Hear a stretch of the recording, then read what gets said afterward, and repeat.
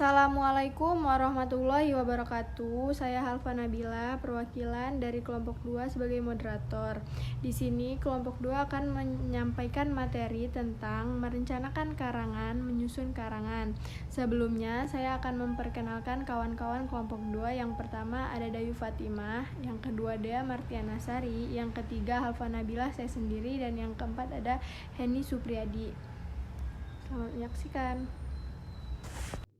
Assalamualaikum warahmatullahi wabarakatuh. Baiklah, perkenalkan nama saya Edi Supriyadi. Di sini saya akan menyampaikan materi pengertian perencanaan karangan. Karangan adalah merupakan suatu karya tulis yang dihasilkan dari kegiatan dan menyampaikannya melalui media tulisan kepada orang lain dan untuk dipahami. Perencanaan karangan yaitu semua tahap persiapan penulisan, di mana kegiatan menulis bukanlah suatu kegiatan yang kebetulan, melainkan memang telah direncanakan. Dengan begitu, penulisan benar-benar siap mengungkapkan gagasannya melalui tulisan tersebut. Pengertian penyusunan karangan. Penyusunan karangan adalah tahap kegiatan yang perlu dipelajari dalam rangka mewujudkan karangan. Ada dua kemampuan yang harus diperhatikan, yaitu kemampuan menyusun draft karangan, dan yang kedua kemampuan menyunting (editing) karangan.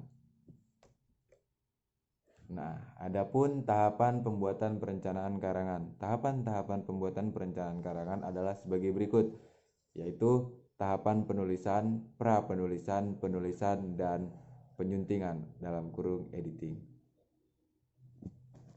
Lanjutkan materi selanjutnya, yaitu dalam merencanakan sebuah karangan supaya menghasilkan suatu karangan yang baik dan sistematis.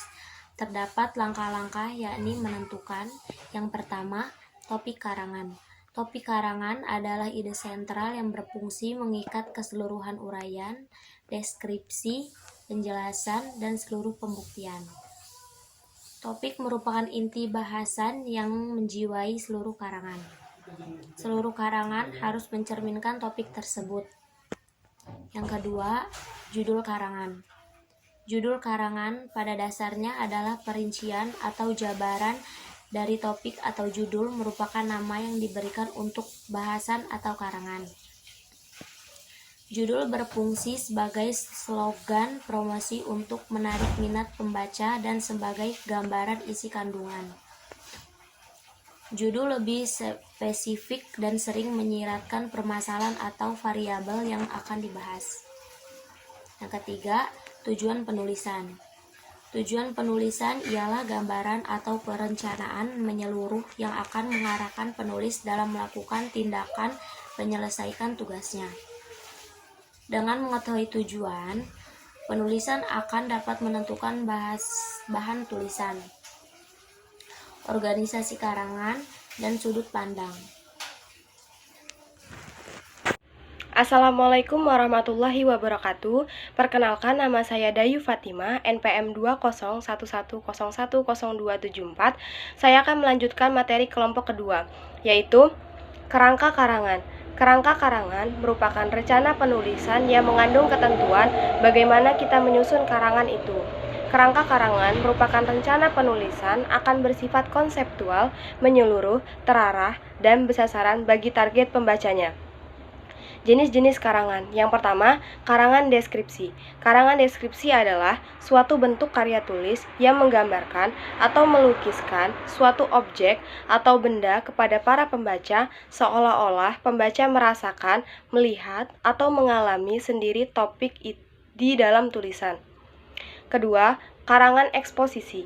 Karangan eksposisi adalah sebuah karangan yang berisi tentang penjelasan-penjelasan atau pemaparan mengenai suatu informasi kepada pembaca.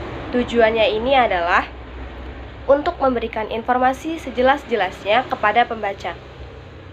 Assalamualaikum warahmatullahi wabarakatuh. Saya Halfa Nabila ingin melanjutkan materi yang terakhir, yaitu karangan persuasi.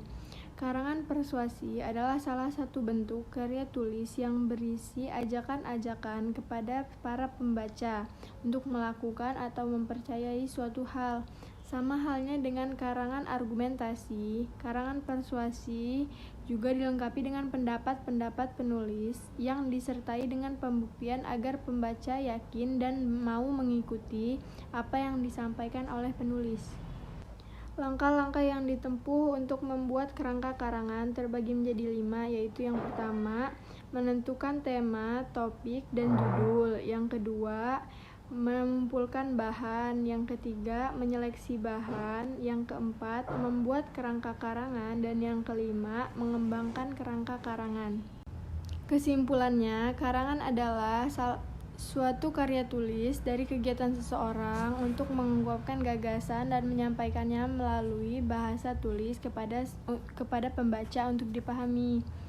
5 jenis karangan yang umum dijumpai dalam keseharian adalah yang pertama, narasi, deskripsi, eksposisi, argumentasi, dan persuasi. Ada 2 kemampuan yang harus diperhatikan dalam menyusun karangan. Yang pertama adalah kemampuan menyusun draft, yang kedua adalah kemampuan editing atau menyunting. Mungkin cukup sekian penyampaian materi dari kelompok 2. Semoga dapat dipahami dan dimengerti.